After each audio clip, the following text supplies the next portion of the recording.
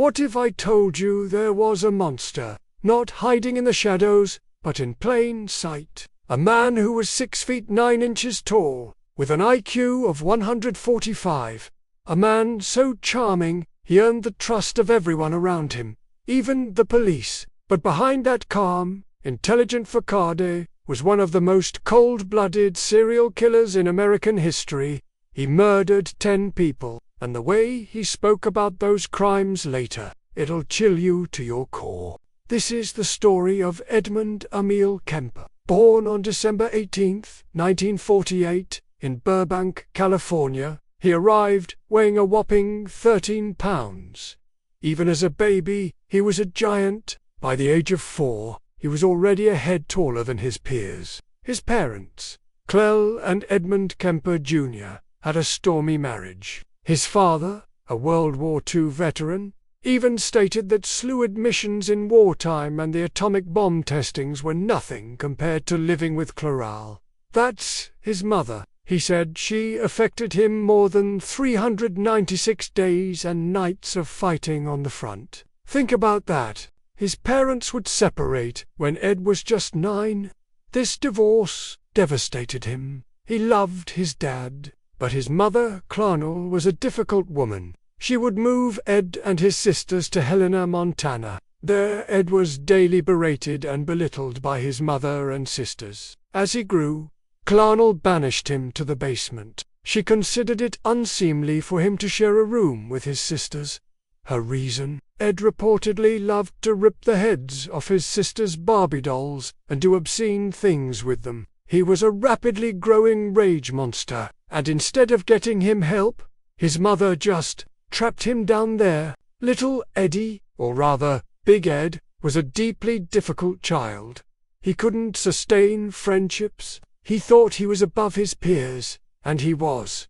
He was very smart, but too smart, perhaps, for his own good. He was narcissistic, and here's another chilling detail. He loved to torture and kill animals. This is straight out of the Serial Killer 101 playbook. While other kids played, Ed was killing cats. He strangled one and buried it. Another he completely dismembered and hid in his closet. He even placed the head of one cat on an altar. His mother later found it. Ed would recall believing he was going to hell in that basement, while his sisters went to heaven. He hated his mother, but he claimed to understand her. He was honing his ability to present a public facade, while his private world grew darker. He was training to be a serial killer. By the age of 10, his fantasies were already violent and sexual. He was a chronic daydreamer in school, going through his most violent fantasy time. At 12, his sister dared him to kiss a teacher he had a crush on. Ed said if he did, he'd have to kill her. He then stalked that teacher, thinking of murder, but luckily didn't go through with it. Instead, he slaughtered his pet cats and stuffed their remains in his closet, where his mother found them. And what was his mother's solution? Not professional help. She shipped him off to Los Angeles to live with his father. Ed was actually excited.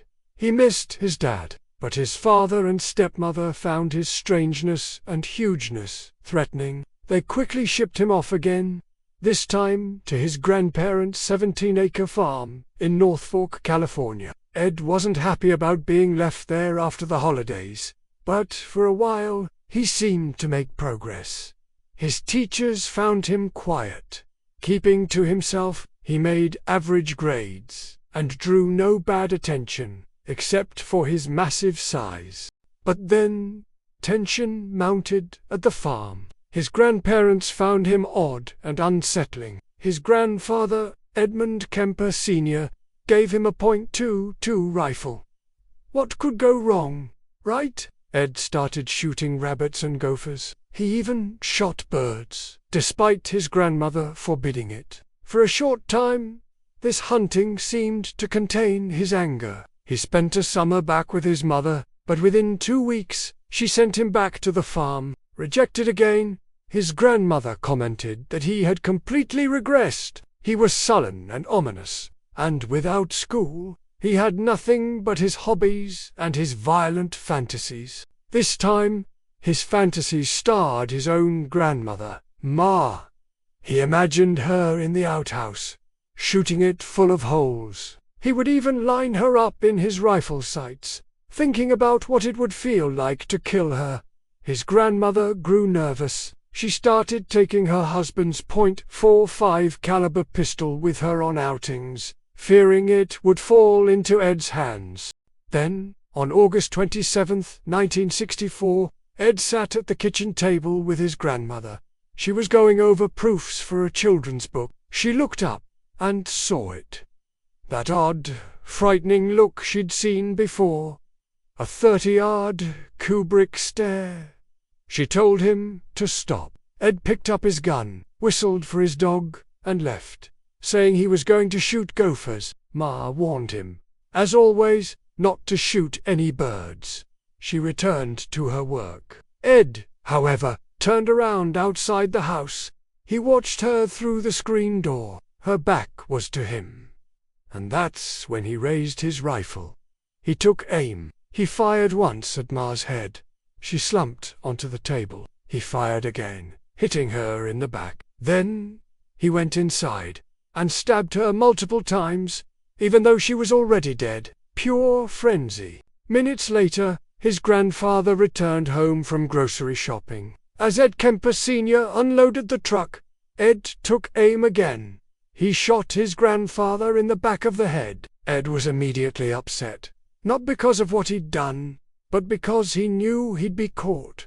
His grandparents wouldn't just vanish. So, what did he do? He called Mummy Dearest in Montana. She advised him to call the sheriff. Surprisingly, he did. He confessed to both murders. He claimed he'd often thought of killing his grandmother, and he said he killed his grandfather as an act of mercy, to protect him from seeing his dead wife and possibly having a heart attack. "Oh, how sweet," the source sarcastically notes. It was just psychotic, selfish, insane behavior. Ed was sent to juvenile hall. A court-appointed psychiatrist diagnosed him as paranoid and psychotic. He was committed to Atascadero State Hospital on December 6, 1964. Not even 16 years old yet. This is where he should have stayed. At Atascadero, Ed underwent extensive tests. He began to gain insight, not into his own responsibility, but into what others thought of his crimes. It was like he was studying how to become a better criminal. He never accepted actual responsibility, claiming it was beyond his control. Instead, he worked hard at learning the language of treatment and appearing recovered. The guy was an Oscar-winning actor. He even worked in the psychology laboratory, helping to administer tests to other patients. His doctors interpreted his pride in this job as a very good sign of rehabilitation. They thought he'd turned a new leaf, but they were wrong. Ed, diagnosed as a sociopath, was too smart. Sociopaths were usually reluctant and uncooperative, but Ed was eager to do his best. With his genius IQ of 145, he was a recipe for a final boss serial killer. He thrived in the hospital environment, learning how to be a better serial killer. He made friends, including a serial rapist who shared stories of his own crimes. These fucked up stories left a massive impression on teenage Ed. His awareness became inextricably linked with domination and violence.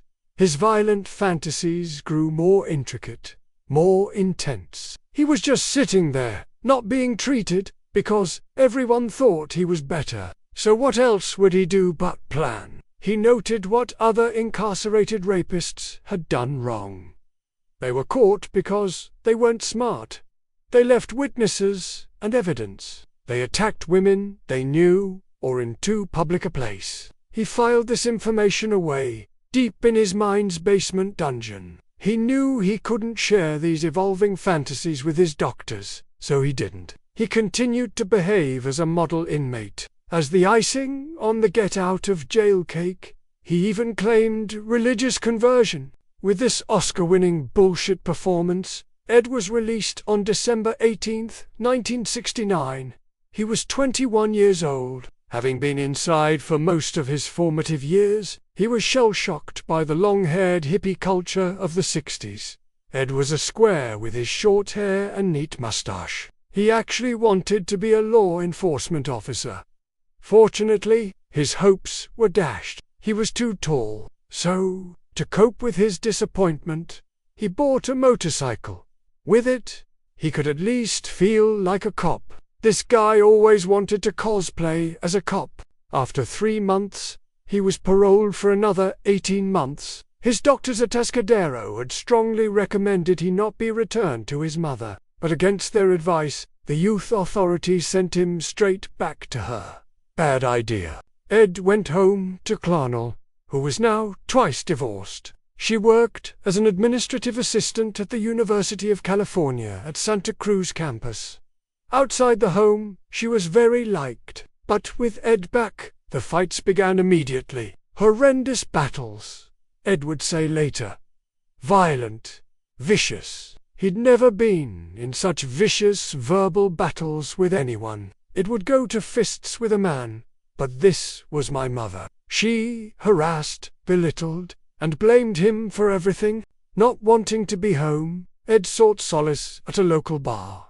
The jury room, frequented by off-duty police officers, still fascinated by law enforcement, he quickly befriended the local police. They respected him. They even gave him a nickname, Big Ed. He got a job, allowing him to move out of his mother's home, but she still continued to berate him. Little did she know how much she was poking the literal bear. Ed wrecked his motorcycle twice. He received a $15,000 settlement. With this money, he bought a car. A 1969 Ford Galaxy. It looked very much like an unmarked police vehicle. He went all in, equipping it with a transmitter, microphone, and a large whip antenna, and then he began to pick up don't hitchhike people. His specific targets, petite, pretty female hitchhikers. At this point, he wasn't killing or hurting anyone. He was just watching, studying them, learning how they reacted. He was literally training. He learned to make them trust him fully, using them as his test subjects. He'd deliver them safely to their destination. But privately, he indulged in his violent fantasies, imagining what he would do. Now, he had amassed all this knowledge of acquiring a victim with zero consequences. So, he began to outfit his car for his future violent plans. The antenna came off. The passenger door was rigged to keep it from being opened from the inside. His worst nightmare, the narrator says, recalling a scene from the movie Death Proof. He packed plastic bags, knives, guns, and a blanket into his trunk. Ed was the definition of an organized serial killer. More than a year of picking up girls and letting them go past.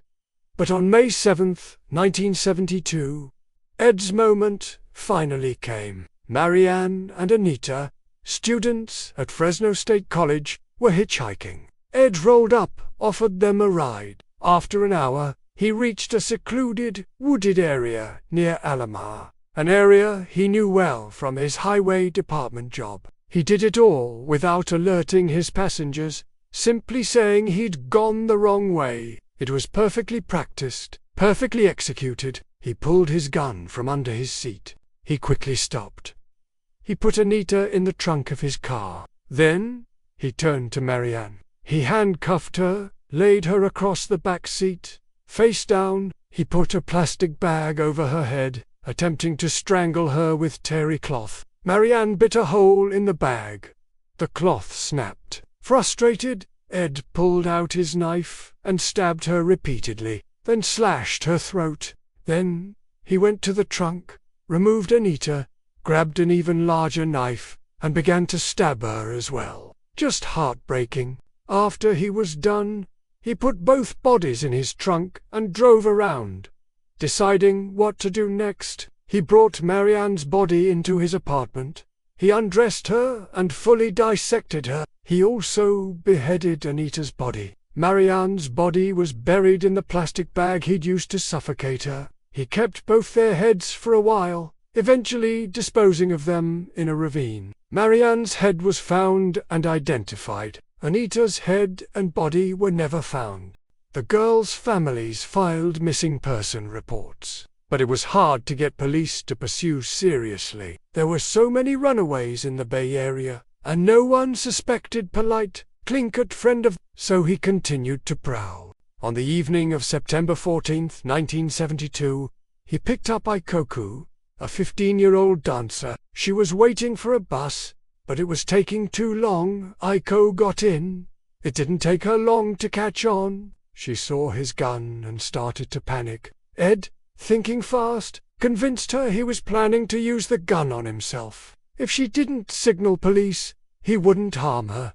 She had no choice. She was in a moving vehicle with a literal psychopathic giant. She reluctantly agreed. Ed drove into the mountains, turned off the main road, and parked out of sight. He taped ICO's mouth shut. He tried to suffocate her with his thumb and index finger in her nostrils. She fought for her life, but went unconscious, only to wake moments later. Ed suffocated her again, this time until she completely stopped breathing. He removed her from the car, laid her on the ground, and had his way with her body. He also strangled her with her own scarf. When he was sure she was dead, he put her body in the trunk and drove away as if nothing happened. He drove around, then stopped at a local bar for a couple of beers. Like literally nothing happened. But before going into the bar, he popped the trunk in a public parking lot to make sure she was really dead. In his own words, to admire her. He recounted this later. I suppose I was standing there looking, admiring my work, and admiring her beauty, and I might say, admiring my catch like a fisherman. It makes your stomach turn.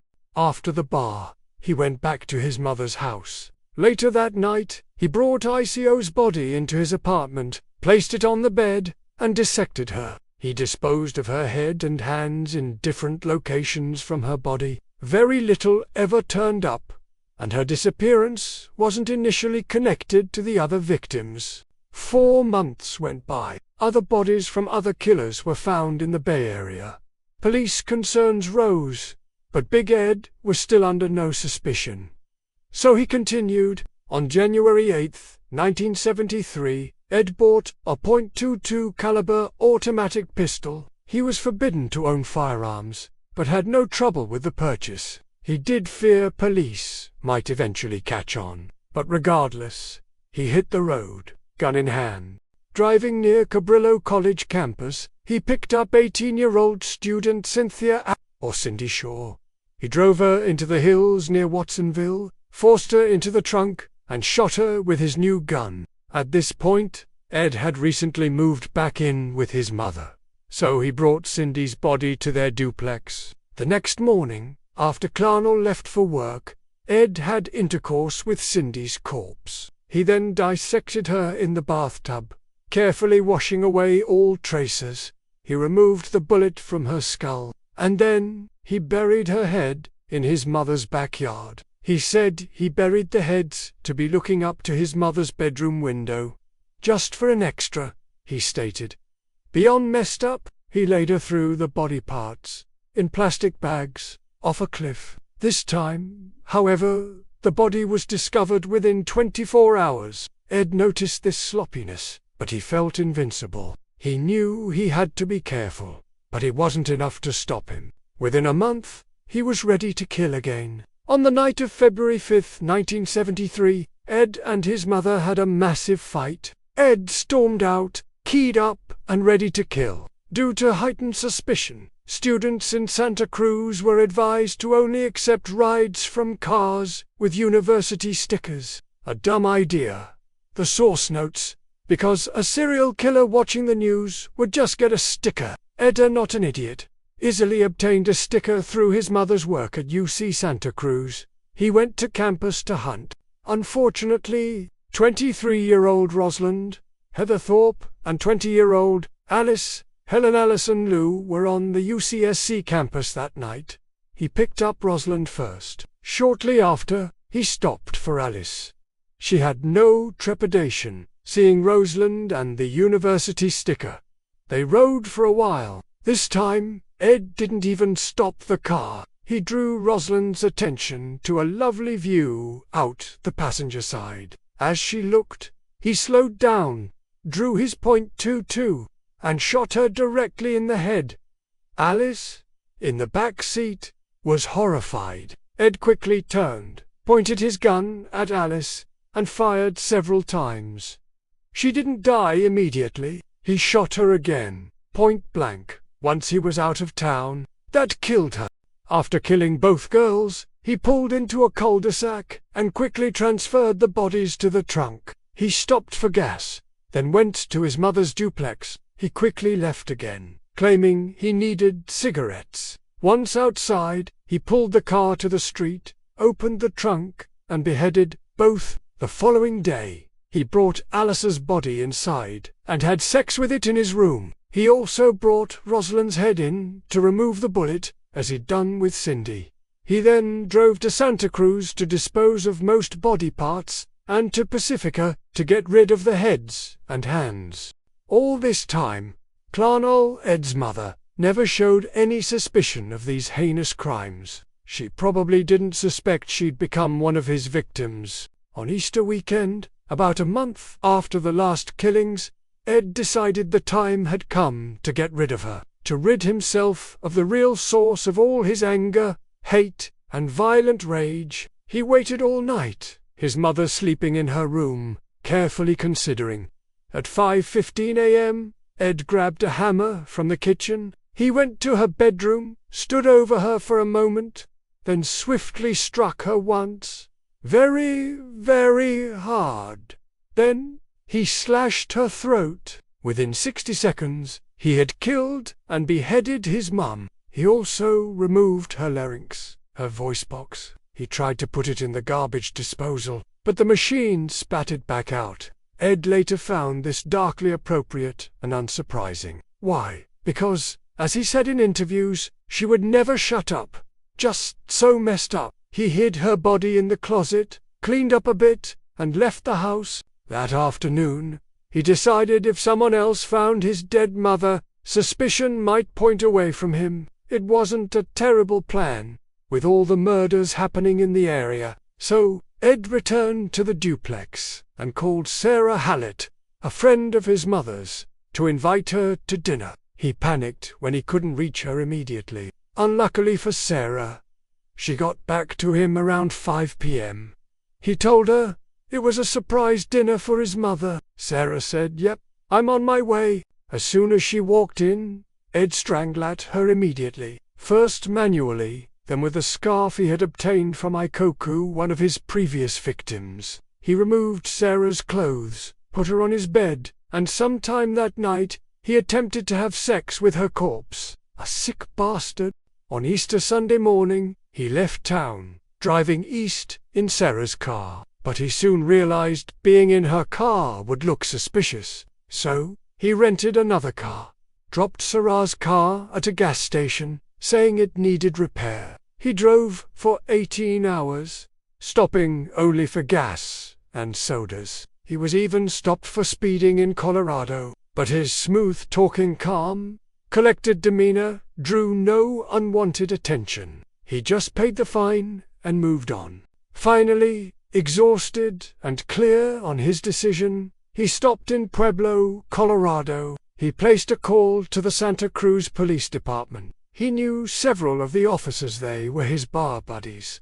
He began his marathon confession. The initial contact required several calls. He had to convince them he wasn't a prank caller. Then he had to help them find him. When he was finally taken into custody, Santa Cruz investigators headed to Pueblo. They couldn't believe it was Big Ed from the bar, the guy who loved to hang out with cops, asking weird questions about hiding evidence and patrol routes. As the tape recorder rolled, Ed just yapped, giving incredibly explicit and detailed confessions to 8 of the recent murders, his grandparents' murders, he'd already been punished for. Upon his return to Santa Cruz, Ed led investigators to various disposal sites. He continued his seemingly endless confession. When he was finally finished, He'd been so thorough that his court-appointed public defender, James Jackson, had no avenue for defense except that of insanity. Ed literally said everything. A series of witnesses tried to establish Ed's insanity, but the prosecutor undermined them. Dr. Joel Fort did the most damage. He had reviewed Ed's case, interviewed him, eliciting previously unknown information about his sexual practices with the bodies, and even alleged cannibalism. Fort testified Ed was not a paranoid schizophrenic. He was obsessed with violence and craved attention. He even slashed his own wrists with a ballpoint pen during the trial in a futile slide attempt for attention. But he was not insane. Just a giant attention seeker. He was insanely smart and very aware of what he was doing. Remember the planning, over a year of surveillance, before he even decided to kill someone. That's premeditated. Fort warned that if Ed were ever released, he would absolutely kill again, and the same type of victim. During the 3-week trial, no witness, not even Ed's sister or his doctors from Atascadero, could convince the jury he was insane. Ed even took the witness stand himself, saying the most awful things regarding the co-ed killings. He said, "Alive, they were distant, not sharing with me. I was trying to establish a relationship, and there was no relationship there. When they were being killed, there wasn't anything going on in my mind, except that they were going to be mine. That was the only way they could be mine."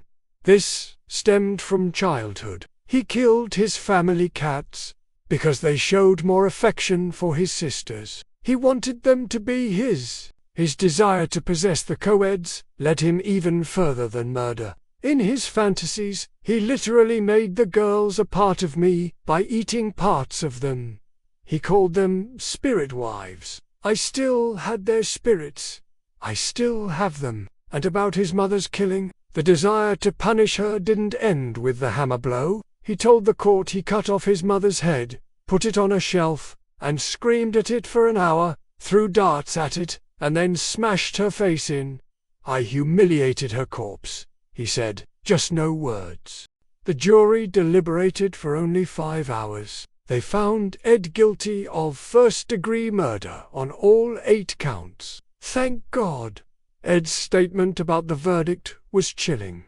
I really wasn't surprised when it came out that way. There was just no way they could find me insane. Society just isn't ready for that yet. 10 or 20 years from now, they would have, but they're not going to take a chance. He was sent to Folsom Maximum Security Prison for the rest of his life. Ed Kemper remains behind bars to this day. He's still alive, and he, being the attention-grabbing person that he is, remains very eager to speak of his crimes to anyone who will listen. He did extensive interviews with Robert Ressler of the FBI, aimed at building their serial killer profiling program. If you've seen the show Mindhunter, many episodes were based on these exact encounters. In 1988, he participated in a satellite broadcast alongside notorious killer John Wayne Gacy. He's done many other interviews. One was extremely chilling. After the interviewer wrapped up, Ed said, "You haven't asked the question I expected a reporter to ask." The reporter asked what he meant. Ed responded, "Oh, what is it like to have sex with a dead body? What does it feel like to sit on your living room couch and look over and see 2 decapitated girls' heads on the arm of the couch? The first time, it makes you sick to your stomach. What do you think now when you see a pretty girl walking down the street? One side of me says, wow, what an attractive chick. I'd like to talk to her, date her. And the other side of me says, I wonder how her head would look like on a stick." Full body chills. That quote was even used in the movie American Psycho. Ed Kemper was, and is, a monster. He gained significant psychological insight into his crimes. Watching him, you see he thrives off getting reactions. He always wants to have the upper hand. Even in prison, he is well behaved and cooperative, just like he was in the hospital. He takes great pride in his status as a genius serial killer. He is sure that if he hadn't turned himself in, he would still be out there killing today. Ed Kemper's story is more than just a record of brutality. It's a chilling example of what happens when a dangerous mind learns how to hide in plain sight. He was intelligent, calculating, and deeply disturbed. While he seemed harmless to those around him, inside, he was spiraling into something monstrous. And in the end, the only reason he stopped was because he chose to. That's the scariest part of all this, isn't it? What do you think about Kemper's ability to manipulate those around him? Let me know in the comments below. And please, be safe out there. Don't hitchhike.